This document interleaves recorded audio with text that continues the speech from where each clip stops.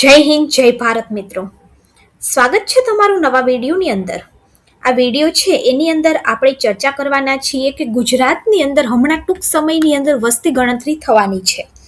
હવે વસ્તી ગણતરીની અંદર જ્યારે પણ તમારા ઘરે ડેટા લેવા માટે આવે ત્યારે તમારે કયા કયા દસ્તાવેજ બતાવવા પડશે અને કયા પ્રકારના પ્રશ્ન વસ્તી ગણતરીની અંદર પૂછવામાં આવશે એની આપણા વિડીયોની અંદર સંપૂર્ણ ચર્ચા કરવાના છીએ. એ પહેલા જો તમે ચેનલની અંદર નવા છો તો ચેનલને સબસ્ક્રાઇબ જરૂરથી કરી દેજો. મિત્રો, વાત કરીએ તો ગુજરાતની અંદર વસ્તી ગણતરીનો જે પ્રથમ તબક્કો એટલે કે હાઉસિંગ લિસ્ટ છે એ 20 એપ્રિલ 2026 લઈ અને 19 મે 2026 દરમિયાન યોજાશે. આ પ્રક્રિયા સંપૂર્ણપણે ડિજિટલ હશે.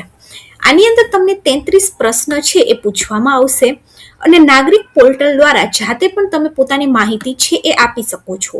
આ ગણતરી માટે ગણતરીકારોને વિશેષ તાલીમ અને 25,000 સુધીનું વેતન પણ આપવામાં આવશે. મિત્રો, વાત કરીએ તો ભારતની અંદર 15 વર્ષના ગાળા પછી વસ્તી ગણતરીનો પ્રારંભ થયો છે. એટલે કે આજથી 15 વર્ષ પહેલા વસ્તી ગણતરી થઈ હતી અને હવે 15 વર્ષ પછી આ વસ્તી ગણતરીનો પ્રારંભ છે એ થયો છે, જે દુનિયામાં આ પ્રકારની સૌથી મોટી કવાયત છે. કારણ કે આપણા દેશની વસ્તી સૌથી મોટી છે, એટલા માટે વસ્તી ગણતરી કરવી એ પણ એક ચુનૌતીભર્યું કામ છે. મિત્રો, વાત કરીએ તો અલગ અલગ 2 તબક્કાની અંદર વસ્તી ગણતરી થવાની છે અને આ કવાયત જે છે એ સપ્ટેમ્બર મહિના સુધી ચાલવાની છે. આની અંદર 30 લાખ જેટલા કર્મચારી જોડાવાના છે અને દેશની દરેક વ્યક્તિને નોંધણી કરી તેના ડેટા તૈયાર કરવાના છે. હવે અમુક લોકો જોબ કરે છે, અમુક લોકો ઘરે નથી હોતા. એવામાં જો તમે વસ્તી ગણતરી માટે તમારી ઘરે જે કર્મચારી આવે એને તમે માહિતી ન આપી શકો તો સરકાર દ્વારા એક પોર્ટલ પણ જાહેર કરવામાં આવ્યું છે કે જેની અંદર તમે જાતે જ બધી માહિતી ભરી અને વસ્તી ગણતરી માટે ડેટા તમે આપી શકો છો. એ પણ આપણે આ વિડીયોના અંતમાં જોઈશું કે કેવી રીતે કયા પોર્ટલની મદદથી તમે જાતે જ તમારું ડેટા ફિલઅપ કરી શકો છો. મિત્રો, વાત કરીએ તો દરેક વસ્તી ગણતરી વખતે લોકોને ઘણા બધા સવાલ પૂછવામાં આવે છે અને આ વખતે 33 સવાલોનું લિસ્ટ સરકાર દ્વારા રજૂ કરવામાં આવ્યું છે. હવે આ 33 સવાલ શું છે એ તમારે ધ્યાનમાં રાખવાના છે અને અત્યારથી તમારે આ સવાલ ડાયરીમાં નોંધી લેવાના છે. એટલે જ્યારે પણ વસ્તી ગણતરી માટે કોઈ પણ કર્મચારી તમારી ઘરે આવે ત્યારે તમે 5-10 મિનિટમાં એને બધું ડેટા આપી દો. એનો અને તમારો બંનેનો ટાઈમ વેસ્ટ ન થાય. સૌથી પહેલો પ્રશ્ન છે તમારા બિલ્ડિંગનો નંબર. તમે કઈ જગ્યાએ રહો છો, તમે જે ઘરમાં રહો છો તે ઘરનો નંબર, ઘરનું ભોયતળિયું કઈ સામગ્રીનું બનેલું છે એટલે કે ટાઇલ્સનું છે, કાચું છે, સિમેન્ટનું બનેલું છે, કેવું છે. ઘરની જે દિવાલ છે એ શેની બનેલી છે, દિવાલો ઈંટોની બનેલી છે, પ્લાસ્ટરની બનેલી છે કે પછી દિવાલો છે એ લીપણની બનેલી છે. ત્યારબાદ ઘરની જે છત છે એ શેની છે, કોન્ક્રીટની છે કે કાચી છે. જનરલી શહેરી વિસ્તારની અંદર અને હવે ગામડાની અંદર પણ કોન્ક્રીટની બનેલી હોય, અમુકને કાચી નળિયાવાળી હોય તો એ પ્રમાણે માહિતી આપવાની હોય છે. ત્યારબાદ ઘરનો ઉપયોગ, ઘરની સ્થિતિ કેવી છે, પાકું ઘર છે, કાચું ઘર છે, પરિવારની અંદર કેટલા સભ્યો છે, ઘરમાં સામાન્ય રીતે કેટલા સભ્યો હોય છે. એટલે કે પરિવારમાં 5 સભ્યો હોય પરંતુ 2 દીકરો અને દીકરી જે છે એ વિદેશમાં રહેતા હોય તો પરિવારના તો 5 સભ્ય થાય, પરંતુ ઘરમાં રહેનારા લોકોની સંખ્યા 3. પરિવારના જે સૌથી વડા છે એનું નામ શું છે, એ સ્ત્રી છે કે પુરુષ છે, જે વડા છે એ પોતાની જાતિ કઈ છે, સામાન્ય છે, અનુસૂચિત જાતિ છે, જનજાતિ છે કે ઓબીસી છે. ઘરના માલિકીની સ્થિતિ કેવી છે, ઘરની અંદર કેટલા રૂમની સંખ્યા છે.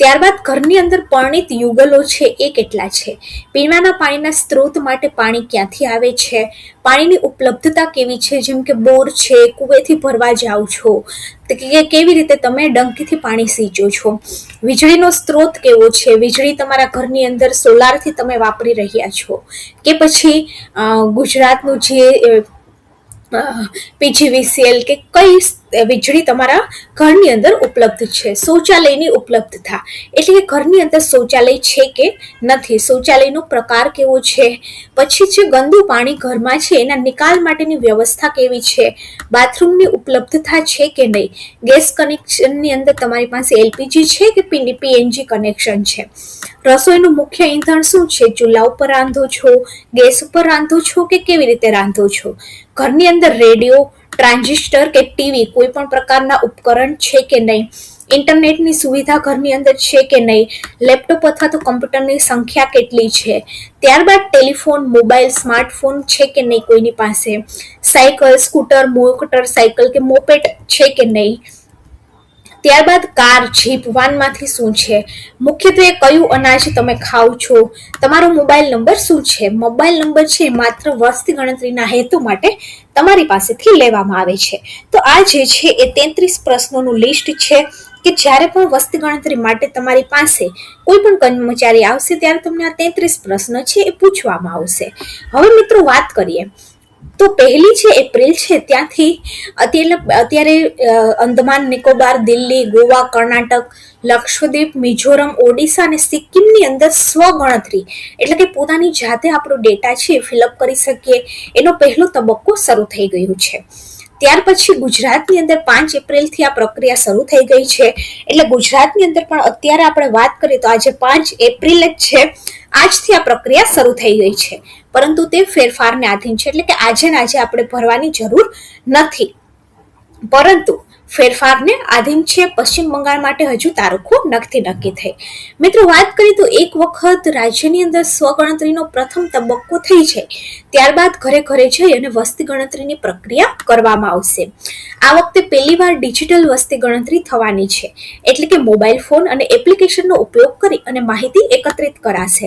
આજથી 15 વર્ષ પહેલા જે વસ્તી ગણતરી થઈ હતી ત્યારે ફરફરિયા લઈને આપણી પાસે આવતા હતા, બધી માહિતી છે એ કાગળોની અંદર ભરવામાં આવતી હતી, પરંતુ આ વખતે સંપૂર્ણ ડિજિટલ છે. આ 33 પ્રશ્નોના જવાબ ડિજિટલ જ તમારી પાસે કર્મચારીઓ લખશે અને ડિજિટલ ડાયરેક્ટ વસ્તી ગણતરીનું જે ડાયરેક્ટ સંચાલન કરે છે એના પાસે જ આ ડેટા પહોંચી જશે.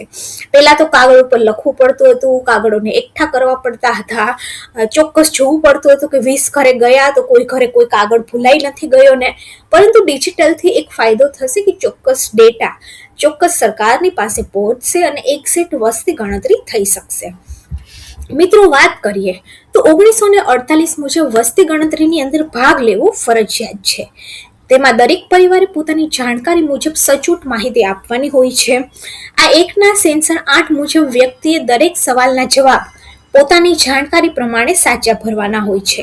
જાણી જોઈને જવાબ ન ભરવા બદલ વધુમાં વધુ 1000 રૂપિયા સુધીનો તમને દંડ થઈ શકે છે. મિત્રો દસ્તાવેજ તમારે કોઈ બતાવવાના છે કે નહીં, તો કે તમારે આની અંદર કોઈ પણ દસ્તાવેજ આપવાના નથી, તમારે ફક્ત માહિતી આપવાની છે અને તેના આધારે માહિતીનો રેકોર્ડ થશે. તેના ઉપર કોઈ અરજી કે પુરાવા નથી આપવાના, પરંતુ તમે જે માહિતી આપો તે તમારે સાચી અને સત્તાવાર આપવાની છે. મિત્રો આપણે વાત કરી એમ પ્રથમ તબક્કાની અંદર 33 પ્રશ્ન છે એ પૂછવામાં આવશે, જેનું લિસ્ટ આપણે આગળ જોયું. હવે પ્રથમ તબક્કો પૂરો થશે ત્યારબાદ બીજો તબક્કો શરૂ થશે. બીજા તબક્કાની અંદર તમારું નામ, ઉંમર, ત્યારબાદ તમારી લિંગ, તમે પરણિત છો કે અપરણિત, તમારી જાતિ, ધર્મ, શિક્ષણ, ભાષા, વિકલાંગતા, માઇગ્રેશન એટલે ગુજરાતમાંથી રાજસ્થાનમાં ગયા હોય, રાજસ્થાનમાંથી પંજાબમાં, એને માઇગ્રેશન કહેવામાં આવે છે. તમારો વ્યવસાય શું છે, પરણિત મહિલાઓને કેટલા સંતાન છે, આ બધી વિગતો છે, ડિટેલિંગ માહિતી છે એ બીજા તબક્કાની અંદર તમારી પાસેથી એકત્રિત કરવામાં આવશે. હવે મહત્વની વાત એ છે કે કોઈ પણ કર્મચારી તમારી ઘરે આવે ત્યારે કદાચ તમે ઘરે ન હોય તો તમે સ્વગણતરીની અંદર પણ ભાગ લઈ શકો છો. હવે સ્વગણતરી શું છે, તો કે સ્વગણતરી માટે તમે મોબાઈલ નંબર અને બીજી વિગતનો ઉપયોગ કરી se.cens.gov.in આ પોર્ટલ પર માહિતી ભરી શકો છો અને એક ઘર માટે માત્ર એક જ મોબાઈલ નંબર તમે વાપરી શકો છો. હવે કેવી રીતે તમારે આની અંદર ડેટા ભરવાના, તો સૌથી પહેલા તો આપણે જે આ વેબસાઇટની વાત કરીએ એના ઉપર જવાનું છે. ત્યારબાદ તેમાં મોબાઈલ નંબરનો ઉપયોગ કરી લોગિન કરવાનું છે. ત્યારબાદ નકશા અને સ્થાન ઓળખી પરિવારની વિગત ભરવાની છે અને માહિતી સબમિટ કરવાની છે. માહિતી સબમિટ થશે એટલે તમને એક SE ID કોડ મળશે અને વસ્તી ગણતરીકારના ફિલ્ડ વિઝિટ ઉપર આવે ત્યારે તેમને તમારે SEID કાર્ડ આપવાનો છે અને તમારા ડેટાની એ પુષ્ટિ કરશે ને વસ્તી ગણતરીમાં તમારો સમાવેશ થશે. એટલે કે તમે સેલ્ફ ગણતરી કરશો ત્યારબાદ જ કર્મચારી તમારી ઘરે આવશે ત્યારે તમારે ખાલી એને આઈડી આપી દેવાનું છે. એટલે એ જે આઈડી છે એને કન્ફર્મ કરશે એટલે તમારા વસ્તી ગણતરીના ડેટાની પુષ્ટિ થઈ જશે. આ પ્રક્રિયા માટે સરકારે જે આ વેબસાઇટ છે એના ઉપર એક યુઝર ગાઈડન્સ પણ મૂકેલી છે. સ્વગણતરીની પ્રક્રિયામાં તમે તમારી સગવડ પ્રમાણે માહિતી દાખલ કરી શકશો, જેથી ઘણો સમય બચશે અને વસ્તી ગણતરીના કામનો બોજ પણ ઘટી જશે. સ્વગણતરી છે એ ફરજિયાત નથી, પરંતુ સ્વગણતરીની માહિતી ઓનલાઈન નહીં ભરી શકે, ફિલ્ડ વિઝિટ દરમિયાન તેને આવરી લેવામાં આવશે. મિત્રો, વાત કરીએ તો એક તો સ્વગણતરીની અંદર તમારે તમારું ઘર કેવી રીતે શોધવાનું, તો કે સ્વગણતરી પોર્ટલ ઉપર તમે ડ્રોપડાઉન મેનુમાં તમારું રાજ્ય અથવા તો તમારું જે કેન્દ્ર શાસિત પ્રદેશ છે એ સિલેક્ટ કરી જિલ્લો સિલેક્ટ કરવાનો અને પિનકોડ તમે નાખશો એટલે તમને તમારા ગામ વિસ્તારની બધી લેન્ડમાર્કની વિગત દેખાશે. એ લેન્ડમાર્ક છે એક નકશો તમને દેખાશે જેમાં તમારે રહેઠાણનો સચોટ માર્ક કરી દેવાનું તમારે રહેશે. બરાબર મિત્રો, વાત કરીએ તો વસ્તી ગણતરીનું જે સ્વગણતરી માટેનું જે પોર્ટલ છે એ 15 ભાષાની અંદર ઉપલબ્ધ છે અને કુલ 16 ભાષાને સપોર્ટ કરે છે. પોર્ટલ ઉપર સ્વગણતરી માટે માહિતી અપલોડ કરવા માટે ઇન્ટરનેટ કનેક્શન ચાલુ હોવું જરૂરી છે અને તેમાં સ્વગણતરી કર્યા પછી ઇન્યુમેરેશન માટે તમારા ઘરની મુલાકાત પણ લેશે. એકવાર કર્મચારી મુલાકાત લે ત્યારે તમારે SEID જે જનરેટ થઈ ગયો હોય તે આપવાનો, તેનાથી વેરિફિકેશન થશે અને જો કોઈ માહિતી ખૂટતી હશે તો એ તેના દ્વારા ઉમેરી દેવામાં આવશે અને ફાઇનલ અપલોડ કરવામાં આવશે. એકવાર ફાઇનલ અપલોડ થઈ જાય ત્યારબાદ જો ભૂલમાં ધ્યાનમાં આવે તો તમારે એને જાણ કરવાની છે અને ડેટા ફાઇનલ કરી અપલોડ કરતા પહેલા ઇન્યુમેરેશનની અંદર આ વિગત તમારે સુધારવાની છે. મિત્રો, વાત કરીએ તો આની અંદર ઘણા બધા પ્રશ્ન છે, જેમ કે ઘણા બધા લોકો ભાડાના મકાનમાં રહે છે પરંતુ માલિકીનું મકાન બીજે ક્યાંક છે, તો માલિકીનું મકાન સિલેક્ટ કરવાનું. તો આવી સ્થિતિની અંદર તમારે ભાડે રહું છું એવું સિલેક્ટ કરી અને ભાડાનું મકાન સિલેક્ટ કરવાનું છે. દરેક રાજ્ય કેન્દ્ર શાસિત પ્રદેશની અંદર નોટિફાઈડ લિસ્ટ આપેલું છે. તમારે તમારી જાતિ એની અંદર ન હોય તો અન્ય જાતિ પસંદ કરવાની છે. તો આ હતું વસ્તી ગણતરી માટે 33 પ્રશ્નોનું લિસ્ટ. અને જો તમે સ્વગણતરી કરવા માંગતા હોય તો સ્વગણતરી તમારે કઈ વેબસાઇટ પરથી કરવાની એની માહિતી આપણા વિડીયોની અંદર જોઈ. ગુજરાતની અંદર મિત્રો વાત કરીએ તો 20 એપ્રિલથી પ્રથમ તબક્કો ચાલુ થવાનું છે. જો વિડીયો સારો લાગે તો વિડીયોને લાઈક કરી દેજો અને આપણી ચેનલ ગવર્મેન્ટ સાથીને સબસ્ક્રાઇબ જરૂરથી કરી દેજો.